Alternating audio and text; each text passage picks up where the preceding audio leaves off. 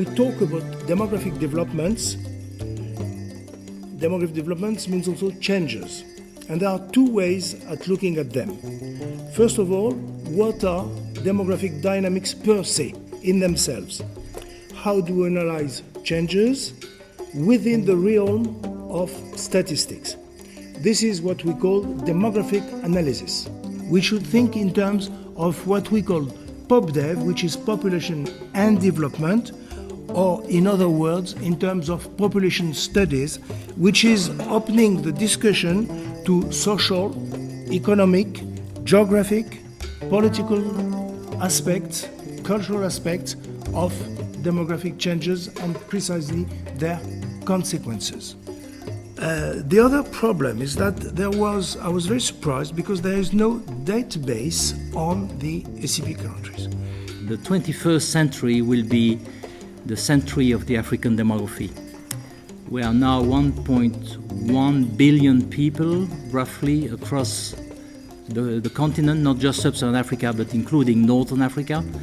And UN population projections of 2012 put a final population at the end of the century, 2100, at about 4 billion people. So we are going to see a massive increase, an expansion of these population in Africa.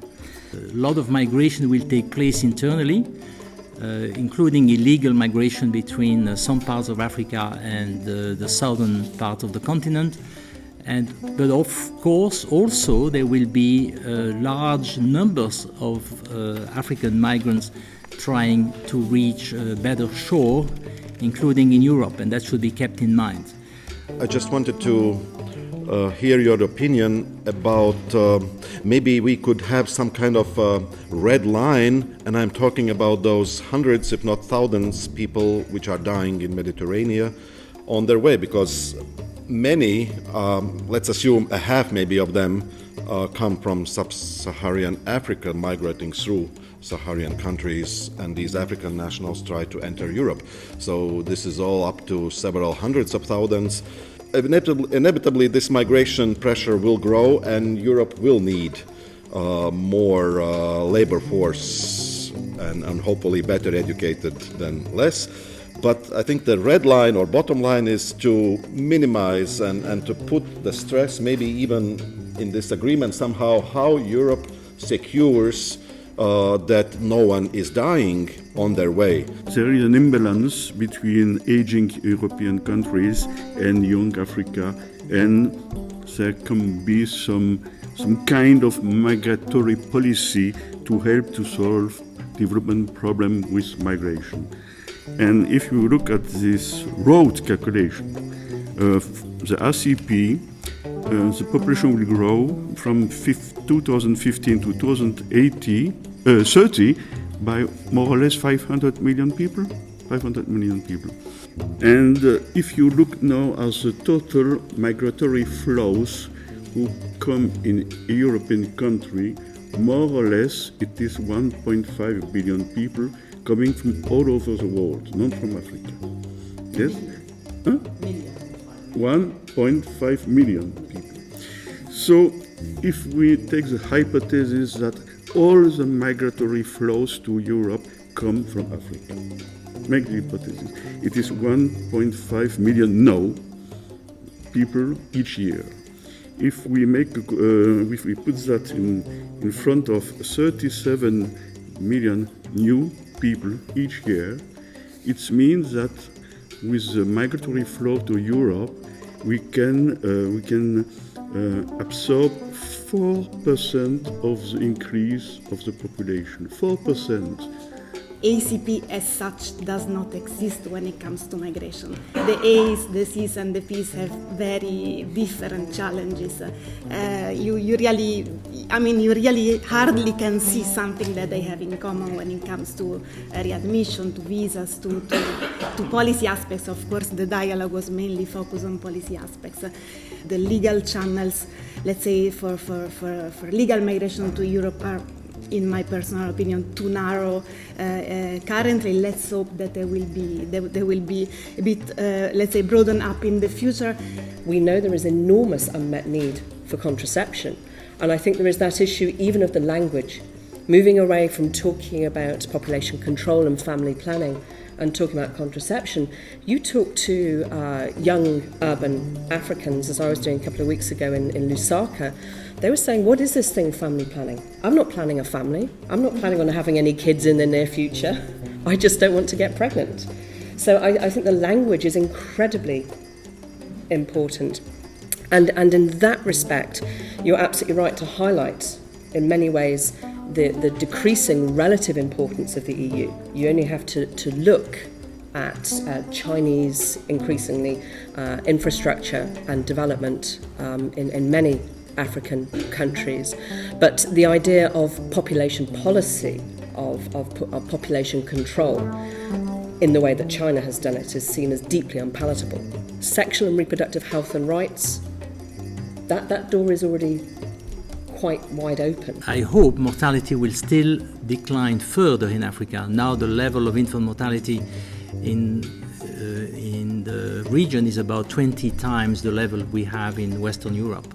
So we may have a surge in population growth which would be linked just to mortality decrease, and I think that may happen unless we have a catastrophe of a widespread Ebola epidemic or some, one of these fevers.